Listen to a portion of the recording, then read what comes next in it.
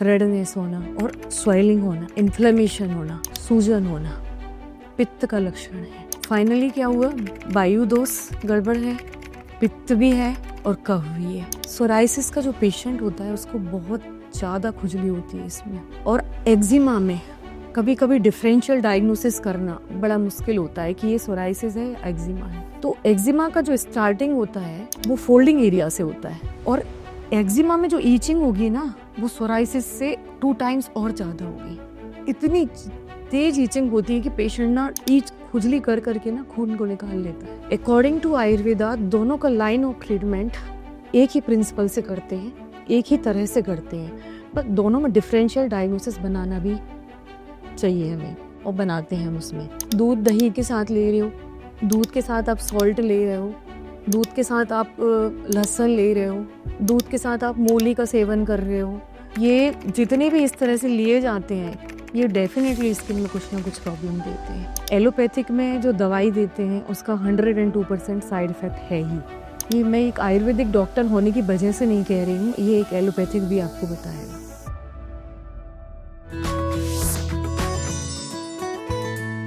Hello friends, एक बार फिर से आप सभी का स्वागत है दिव्य ऋषि आरोग्यम संस्थान में। जैसे कि आपको पता है कि हम पिछली वीडियो में स्किन केयर पे बात कर रहे थे, इसी पे अधिक जानकारी देने के लिए हमारे साथ फिर से जुड़ चुकी हैं डॉक्टर दीप्ति जैन। तो आइए मिलते हैं। नमस्कार डॉक्टर दीप्ति। नमस्कार। प्लीज ये बताइए कि स्किन से रिलेटेड और क्या क्या मेजर प्रॉब्लम्स हो सकती हैं। रुचि, स्किन रिलेटेड बहुत सारी प्रॉब्लम्स होती हैं। सबसे पहले मैं जो आपको बताने जा रही हूँ वो प्रॉब्लम है सोराइसिस। आजकल देख रहे हैं कि जो सोराइसिस का जो पेशेंट्स हैं वो बहुत ज़्यादा मिल रहे हैं। सबसे पहले मैं ये बताऊंगी कि ये जो सोराइसिस प्रॉब्लम है, अगर हम आयुर्वेदिक कॉन्सेप्ट से जाते हैं तो किस वजह से सोराइसिस होता है। सोराइसिस की जो सबसे फर्स्ट इटियोलॉजी बताई है आयुर्वेद के अनुसार वो है आपका तीनों दोषों का प्रकोपित होना, वात पित्त कफ। बट वात पित्त कफ प्रकोपित होते हैं, बट मेजरली उसमें वात दोष और कफ दोष का ज़्यादा इनबैलेंस होता है। पित्त का भी एक्युमुलेशन होता है पर वायु दोष और पित्त कफ दोष का ज़्यादा होता है। देखिए, सोराइसिस में सबसे पहले कि पता चले कि सोराइसिस क्या है। अगर किसी को ये प्रॉब्लम हो रही है तो मैं ये बताऊंगी कि सोराइसिस अगर होता है स्किन में तो क्या क्या सिम्टम्स आएंगे। पहले फर्स्ट सिम्टम, जैसे स्किन है आपकी, उस पर राउंड राउंड करके गोल गोल चकत्ते आते हैं, पपड़ी सी हटती है उसके ऊपर से, जैसे फिश होती है ना, उसके ऊपर की जो लेयर होती है उस फिश की जो स्किन हटती है, सेम वैसे ही पपड़ी पपड़ी जैसी हटती है। बहुत ज़्यादा उसमें ईचिंग होगी। साथ में कभी कभी किसी किसी में वो गोल पैचेस में लालिमा भी होगी, सूजन भी होगा वहाँ पे, और उससे कोई सिक्रेशंस भी मिल सकते हैं कि आपको श्राप बोलते हैं जिसे हम आयुर्वेद में, डिस्चार्ज होता है। ये चीज़ें मिलेंगी उसमें। Round round round round patches होते हैं। मेजरली ये प्रॉब्लम अभी तक जहाँ तक देखा है, कैलकुलेशन किया है कि स्कैल्प से स्टार्ट होती है ये प्रॉब्लम। स्कैल्प में इस तरह के ये पैचेस आएंगे, बहुत सीवियर, बहुत ज़्यादा ईचिंग होगी, डिस्चार्ज भी मिल सकता है। फिर ये फोल्डिंग एरियाज हैं हमारे, जैसे ये है कोहनी है, दिस इज क्यूवाइटल फोसास, पॉप्लिटियल फोसास, कोहनी है, घुटनों पर है, पीठ पर है। धीरे धीरे करके ये स्प्रेड होता जाता है। स्टार्ट यहाँ से होगा, धीरे धीरे करके स्टार्ट हो जाएगा। कुछ लोगों में ऐसा भी देखा गया है, ज़रूरी नहीं है कि एवरी पेशेंट को स्कैल्प से ही स्टार्टिंग हो, बॉडी के दूसरे पार्ट से भी ये अपीयर हो सकता है। ठीक है। इसके बाद में अब देखिए ये सिम्टम्स में, जैसे मैं बोल रही हूँ कि वायु से और कफ की वजह से ये चीज़ें आ रही हैं, इनका इनबैलेंस हो गया है। वायु की वजह से क्या होगा, उसमें ड्राइनेस आएगी, पपड़ी पपड़ी करके निकलेगी। ठीक है ना। कई अगर वायु बहुत ज़्यादा प्रकोपित है, कुछ लोगों में ऐसा तक देखा गया है कि उसमें ना स्किन में कट्स लगने स्टार्ट हो जाते हैं। कफ की वजह से खुजली होगी, कंडू कफ का लक्षण है। हर बार हम डिस्कस कर रहे हैं, फिर बता रही हूँ कि कंडू कफ का लक्षण है। ठीक है। और जो श्राव हो रहा है, जो डिस्चार्ज हो रहा है, वो भी आपका इनबैलेंस हुआ कफ है, उसकी वजह से डिस्चार्ज हो रहा है। लालिमा, रेडनेस होना, ठीक है, और स्वेलिंग होना, इन्फ्लेमेशन होना, सूजन होना पित्त का लक्षण है। तो फाइनली क्या हुआ, वायु दोष गड़बड़ है, पित्त भी है और कफ भी है, ठीक है ना। सोराइसिस का जो पेशेंट होता है उसको बहुत ज़्यादा खुजली होती है, इसमें मतलब एक्सेसिव खुजली होती है।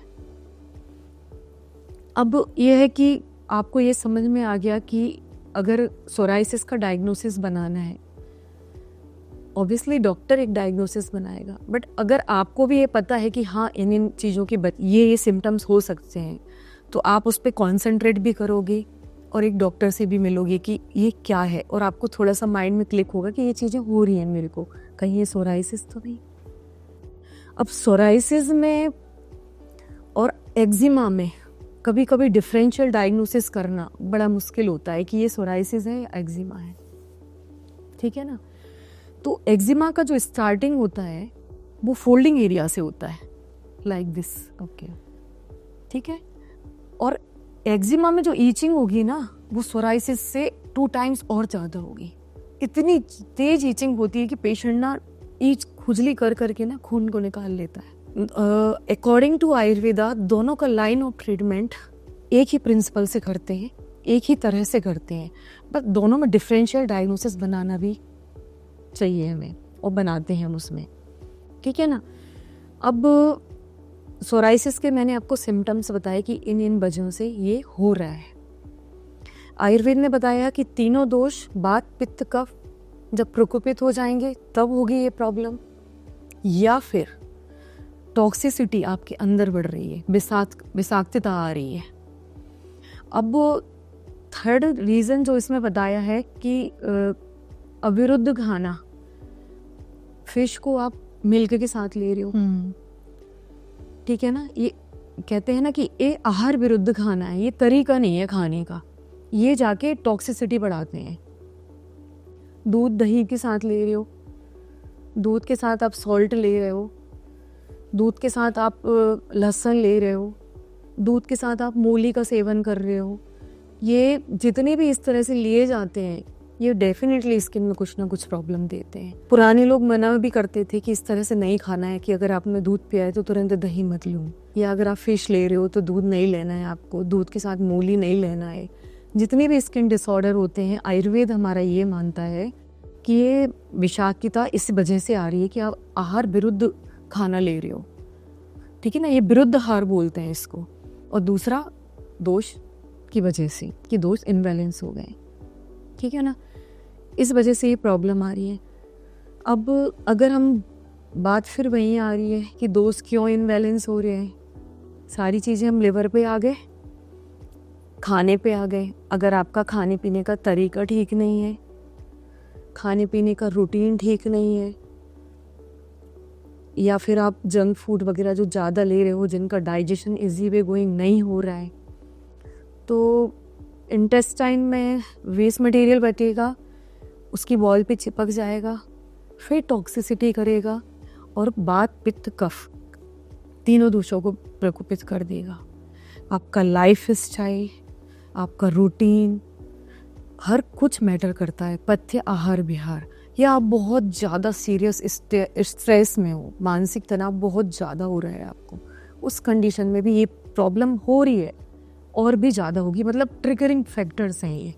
या आप अल्कोहल ले रहे हो, मान लीजिए सोराइसिस स्टार्ट हुआ है आपको, ठीक है ना, आप और सारी चीज़ें कर रहे हो बट अल्कोहल नहीं बंद कर रहे हो, स्मोकिंग बंद ही नहीं कर रहे हो, आप किसी भी प्रॉब्लम को लेके आपको स्ट्रेस है, चाहे आपका काम हो या एनीथिंग कुछ भी हो, तो ये आपके इस प्रॉब्लम्स को और बढ़ाएगा। डॉक्टर दीप्ति, जैसे आपने बताया एक्जिमा और सोराइसिस बहुत पेनफुल होते हैं, और सोराइसिस की वजह से जैसे कि बहुत आपने बताया डिस्चार्ज हो जाता है, पंबड़ी उतर जाती है, तो क्या अगर कोई इंसान इसके कांटेक्ट में आए तो उसको भी सेम प्रॉब्लम होती है? देखिए, ये जो प्रॉब्लम है इसका इन्फेक्शन दूसरे को नहीं होता है। अगर आप उसके कांटेक्ट में भी आते हो तो सामने वाले जो बंदा है उसको कोई भी प्रॉब्लम नहीं होगा, बट सोराइसिस जिस पर्सन को हो रही है उसके लिए सीरियसली बहुत ही डिफ़िकल्ट प्रॉब्लम है। देखिए, इस वीडियो में मैं आपको एक चीज़ बहुत क्लियर कर रही हूँ, क्योंकि फॉल्स प्रॉमिसेस करते ही नहीं हूँ मैं किसी से। सोराइसिस अगर एक बार किसी को हो जाता है तो वो ठीक नहीं होता। प्रॉब्लम ये इतनी सीरियस है, चाहे ट्रीटमेंट आप एलोपैथिक ले लो, चाहे ट्रीटमेंट आप आयुर्वेदिक ले लो, प्रॉब्लम रहेगा, मैनेज होगा, बट आप बोलो कि 100% ठीक होगा, नहीं होगा। इसके जो फेवरेबल सीज़न आएगा, या मैंने बताया ना ट्रिगर फैक्टर्स हैं, स्ट्रेस है, अल्कोहल है, आप नहीं रख रहे हो ध्यान खाने पीने का, नहीं कर रहे हो एक्सरसाइज, नहीं कर रहे हो मेडिटेशन, मीन्स जो फैक्टर्स इसको बढ़ा रहे हैं, अगर आप उनका ध्यान नहीं रख रहे हो, उन्हें टोटली इग्नोर कर रहे हो या ले रहे हो, आप इनटेक कर रहे हो, तो ये प्रॉब्लम बढ़ती ही जाएगी, कम नहीं होती ये प्रॉब्लम, बट मैनेज हो जाती है। मैनेज कैसे? आप अभी प्रॉब्लम बियर कर रहे हो, जैसे जो सीज़न होता है चेंज हो रहा है, पेशेंट को प्रॉब्लम होती है, सर्द गर्म हो गया, या सीज़न में बहुत मॉइस्चर है, जुलाई अगस्त वाला टाइम, बहुत प्रॉब्लम होती है इसमें। तो कहना मैं ये चाह रही हूँ, इन्फेक्शियस तो नहीं है ये कि मेरे से आपको हो जाएगा या आपसे किसी थर्ड को हो जाएगा, बट अपने आप में एक प्रॉब्लम ऐसी है कि जिसे हम टाइमली हमें ध्यान देना चाहिए। मतलब आपके कहने का मतलब है कि इसका कोई ट्रीटमेंट नहीं है, हम इसको मेंटेन कर सकते हैं। सिर्फ मेंटेन हो सकती है, मैनेज हो सकती है। अब बात आ रही है पैथीज को लेके। देखिए कोई चीज़ रॉन्ग नहीं है, सब अपने आप में ठीक है, बट एलोपैथिक में जो दवाई देते हैं उसका 102% साइड इफ़ेक्ट है ही। ये मैं एक आयुर्वेदिक डॉक्टर होने की वजह से नहीं कह रही हूँ, ये एक एलोपैथिक भी आपको बताएगा। और स्टेरॉइड्स होते हैं। हाँ, क्योंकि जब लास्ट कंक्लूजन पे वो पहुँचते हैं तो उन्हें स्टेरॉइड्स देने ही होते हैं, बट आयुर्वेद में इसका कोई भी साइड इफ़ेक्ट नहीं है।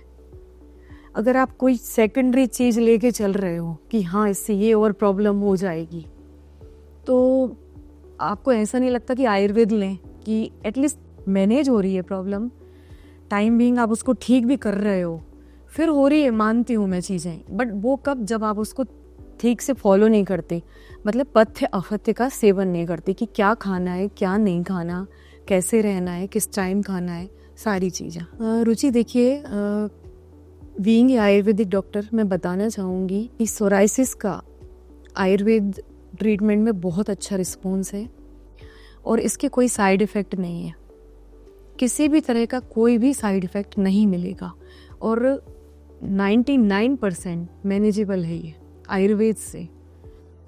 अब ये जो हमारा आयुर्वेद है, इसमें 20 प्रकार के कुष्ठों का उल्लेख किया गया है। उसमें से जो एक कुष्ठ है उसको मंडल कुष्ठ बोलते हैं, उसको सोराइसिस बोला है।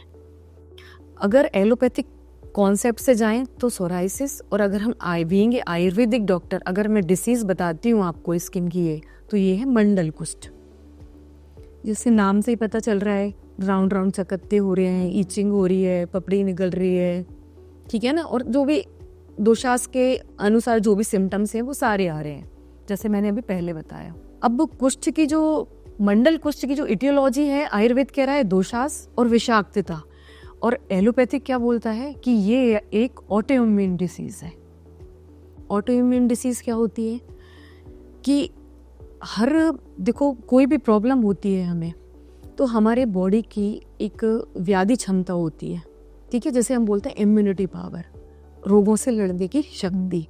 पर इस डिसीज में पता क्या होता है, एलोपैथिक के हिसाब से आपकी अपनी इम्यूनिटी जो है वो उसके अगेंस्ट काम करने लगेगी, ठीक है, तो ये प्रॉब्लम डेवलप होगी सोराइसिस, ठीक है। आपकी बॉडी की इम्यूनिटी अपने ही अगेंस्ट काम करने लगती है।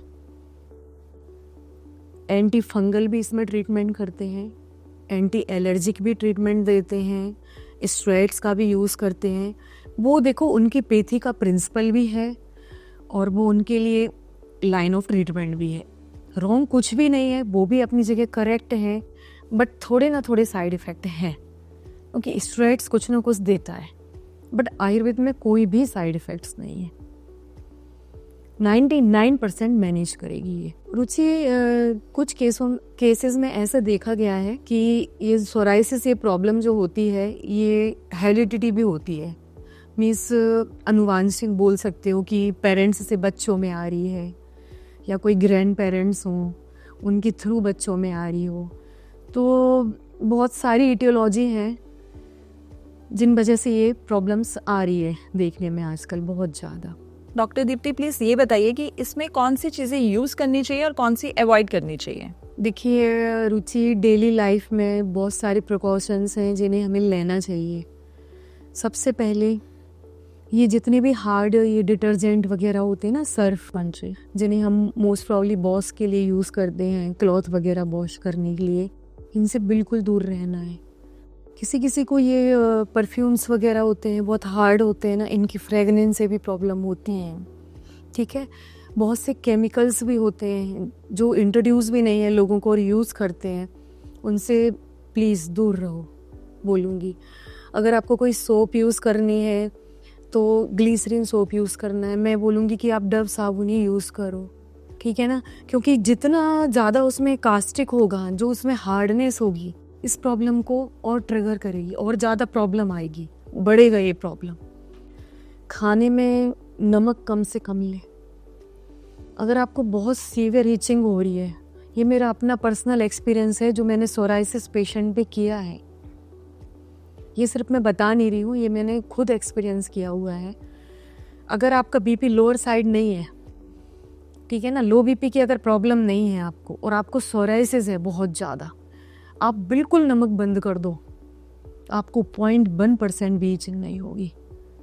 सिर्फ पूरी तरह से नमक बंद कर दो आप 2 दिन के लिए, ईचिंग नहीं होगी आपको।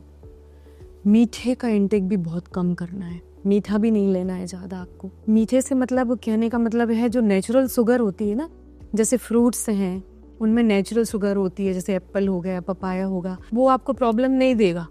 बट अगर आप गुलाब जामुन खा रहे हो, बर्फियाँ खा रहे हो, तो वो डेफिनेटली आपको प्रॉब्लम देगा। मीठे से क्या होगा, ईचिंग होगी। क्या होता है कि एक डॉक्टर डिसाइड करता है ये चीज़ें। अगर आप शुगर भी है, आपको शुगर पेशेंट हैं आप, और आप स्वीट इनटेक कर लेते हो, भले ही क्वांटिटी कम हो, अगर ईचिंग हो रही है तो वो शुगर की वजह से और ज़्यादा ईचिंग होगी आपको। तो स्वीट का इंटेक और कम कर देते हैं।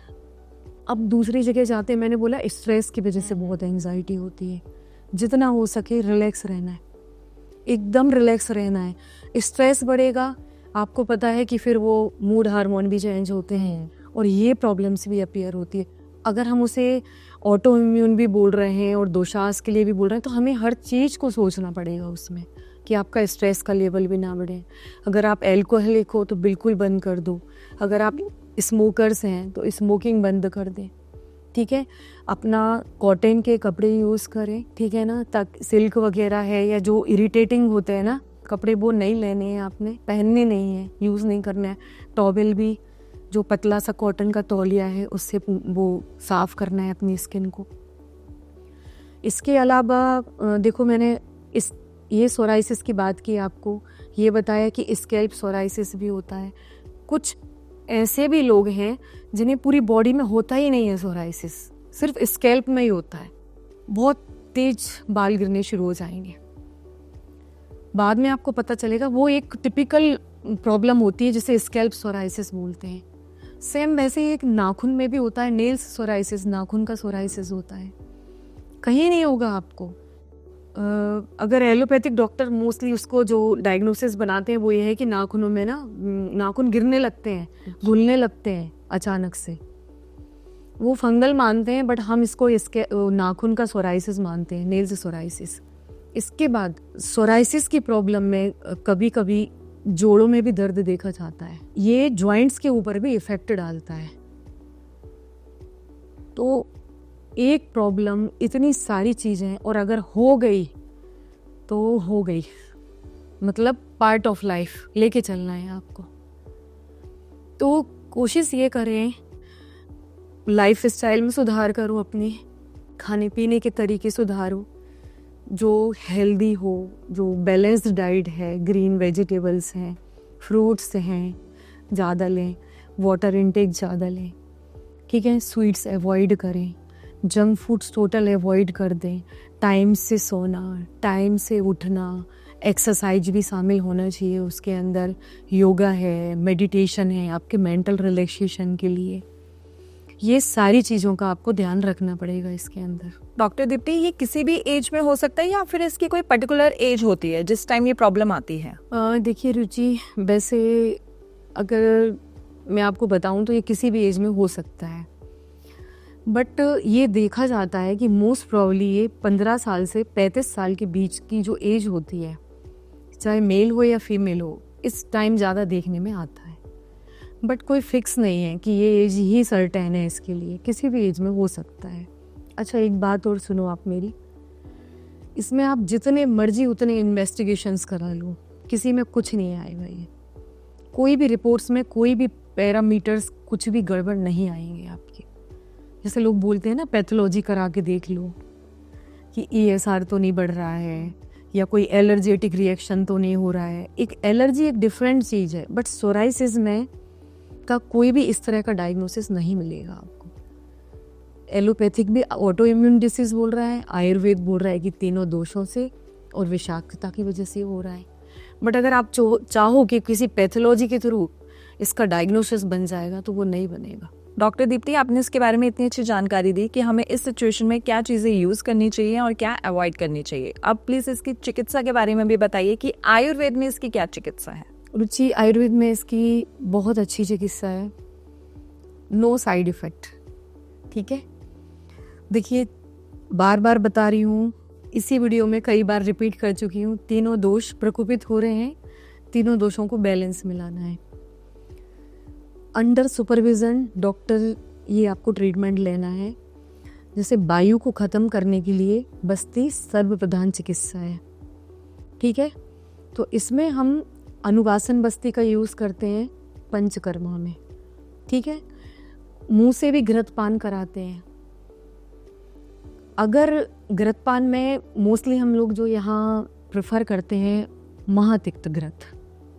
ठीक है, इसमें एक लास्टली जो हम जब सोराइसिस का पेशेंट बिल्कुल बेटर फील करता है और ओरल ट्रीटमेंट से उसको आराम आ जाता है, फिर हम इसमें पंचकर्मा एडवाइस करते हैं।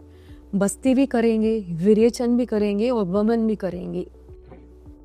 वायु की चिकित्सा बस्ती कर देंगे, पित्त के लिए निकालने के लिए क्या करेंगे, विरेचन कर देंगे, ड्रग इंड्यूस परगेसिस, और कफ को निकालने के लिए वमन भी करेंगे।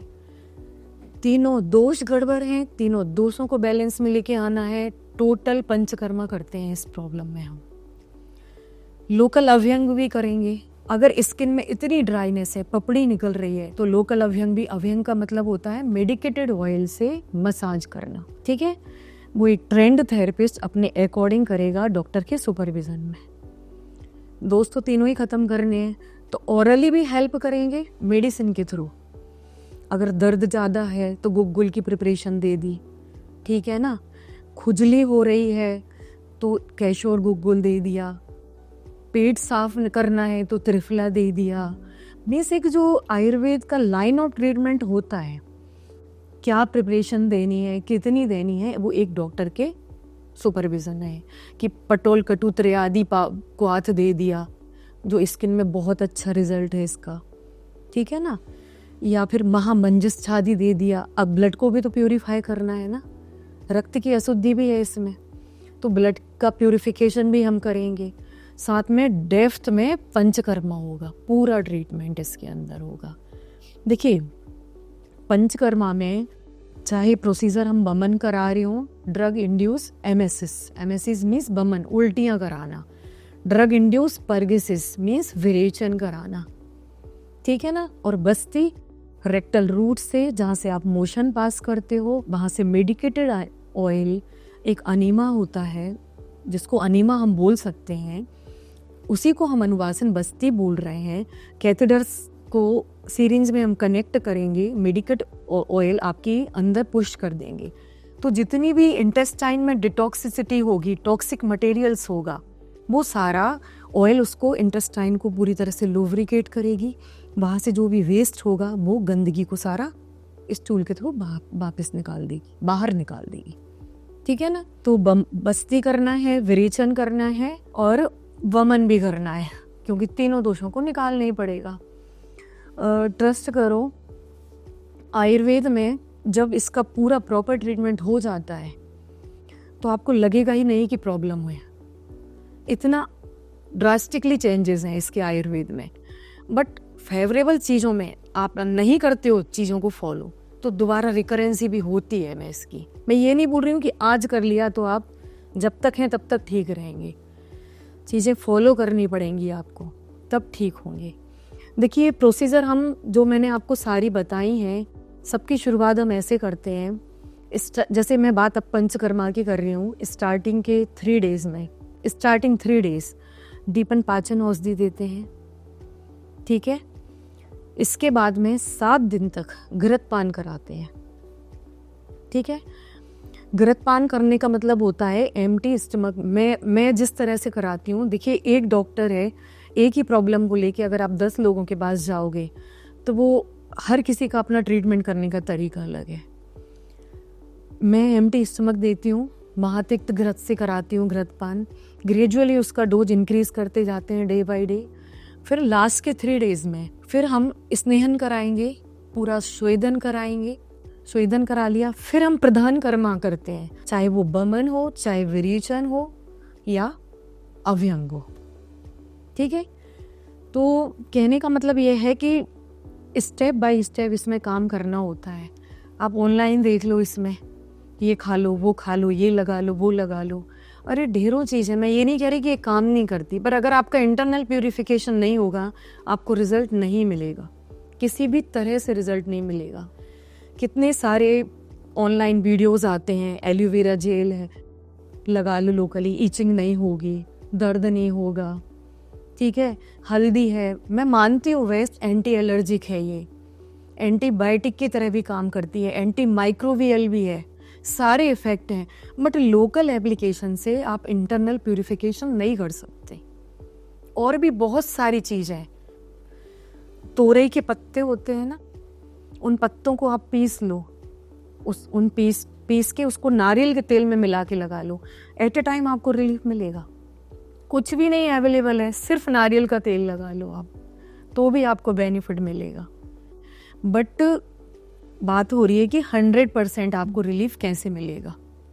100% रिलीफ के लिए आपको 100% ट्रीटमेंट लेना पड़ेगा। देखो, कभी रोटी खाओ, कभी सब्जी खाओ, और कभी दाल चावल, कभी पापड़ सैलेड, मज़ा नहीं आएगा ना। बट कैलकुलेशन, हर चीज़ को कैलकुलेट करके करना है, ठीक है ना।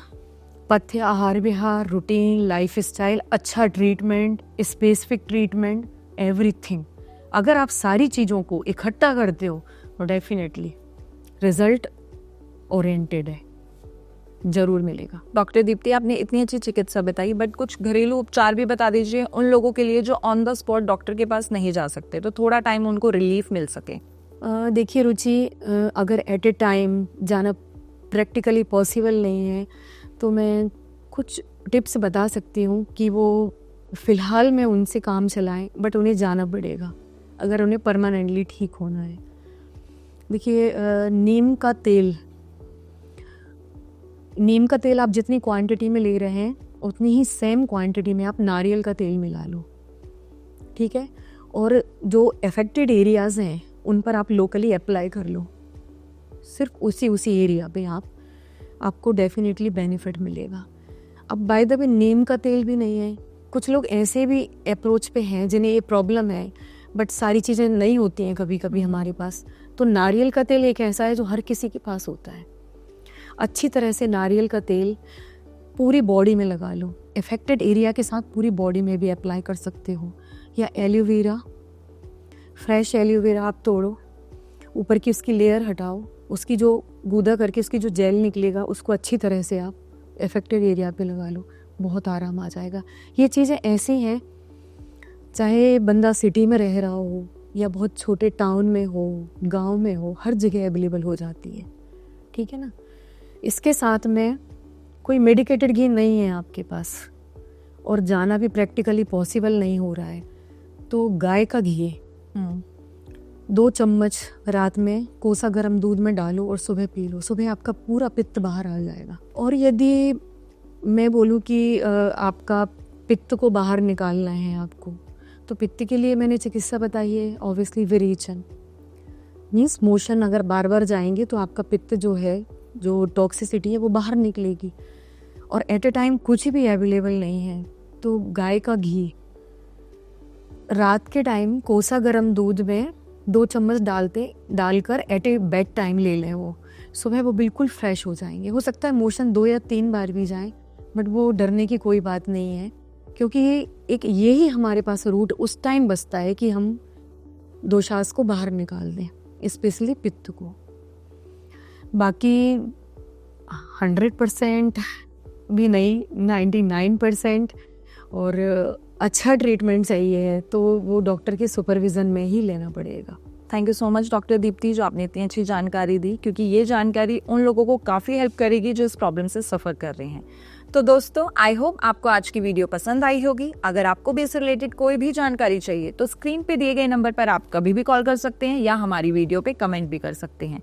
मिलते हैं नेक्स्ट वीडियो में। धन्यवाद। हमारा एड्रेस है दिव्य ऋषि आरोग्यम संस्थान, 468/1 शिवाजी मार्केट, पीतमपुरा, दिल्ली 110034।